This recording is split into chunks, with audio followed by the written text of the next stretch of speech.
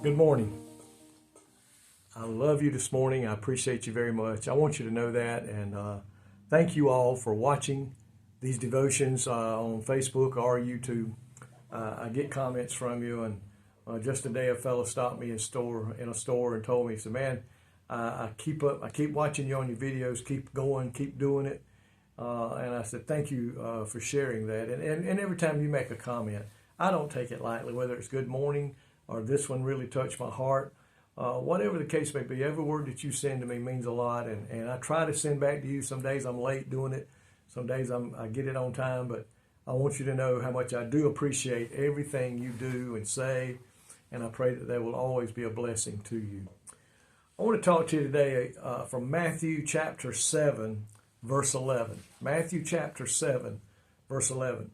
It said, if you then, being evil, know how to give good gifts to your children, how much more will your Father who is in heaven give good things to those who ask?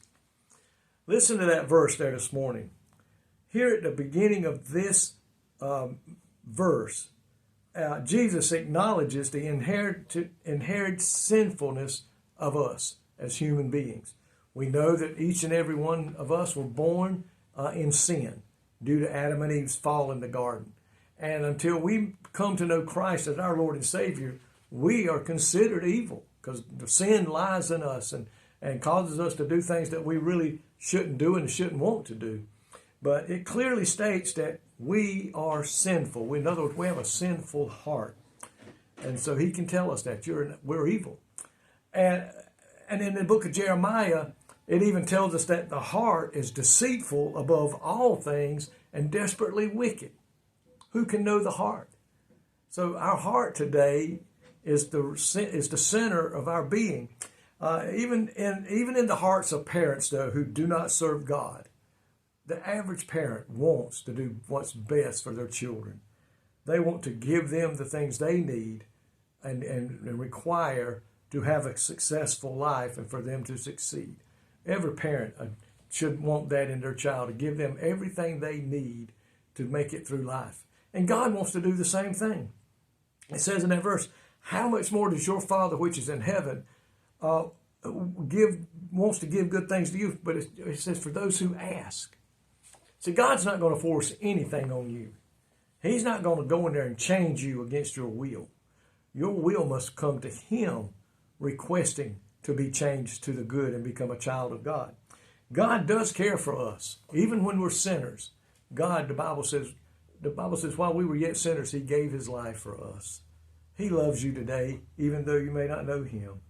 But if we as fallen humans, as fallen humanity, can want to care for our children, we want to supply them with everything, how much more does God want to do that for you and I? If we'll just let it. If we will just surrender our life to Him, let Him have complete control. He's perfect, He's sinless, He's eternal, and He's our Father. That's who Jesus is today. When we as parents should realize the need to meet our children's needs and give them what is best beyond material needs, such as food and clothing. We want to give them the necessities of life, that they can have a complete, full life. And that's what we do. For us as parents and grandparents, but let me stress to you, all this stuff that we give them is nice. It's great to buy them a toy when they're little. It's great to do other things that as they grow up, maybe, to get them bigger things, better things. There's nothing wrong with that. But we as parents and grandparents, I want to put us in there, they need all the love. Our grandchildren, they need all the love, all the patience, all the prayers, and the promises from God's Word that they can get from us. We should always tell our children and our grandchildren how much we love them, how much we care for them, how much we are here for them, regardless of what they do. I think one of the greatest things as a parent and a grandparent we should do to our children, to tell them, I won't always approve of everything you do, but I want you to understand one thing. You'll never do anything to make me stop loving you. Those children, our young people today need to hear that. There's a lot of them out there today that don't feel loved by anybody, and sometimes even including their parents. And God tells us the same thing. God can't approve sin. God will not allow sin to go to heaven. But there's one thing he will not do. He'll never quit loving you, even if you are a sinner today.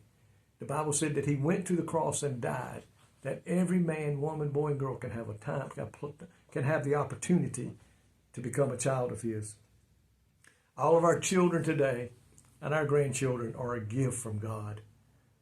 God gave them to us to love and to cherish and to raise them up in the way that they need to be raised. My friends, let's do this today. Let's love on our children. Let's love. I don't care how old they are. If they're below 10, if they're a teenager, if they're a young adult, if they're married and raising a family, I think we still ought to walk up to them every now and then and hug their neck and tell them how much we love them and appreciate them. Let them know how much they mean to us. And if we'll do that, I think this world could be a better place. Thank you, Lord, today for the children that you've given to us, for the purpose in their life, God, is to raise them up to fear you and to know you. May we as parents and grandparents do our level best to let them know how much we love them, but also how much you love them and that you want to be a part of their life. Help us, Lord, today to raise them up in the way they should go. In Jesus' name, amen. May God richly bless you today is my prayer.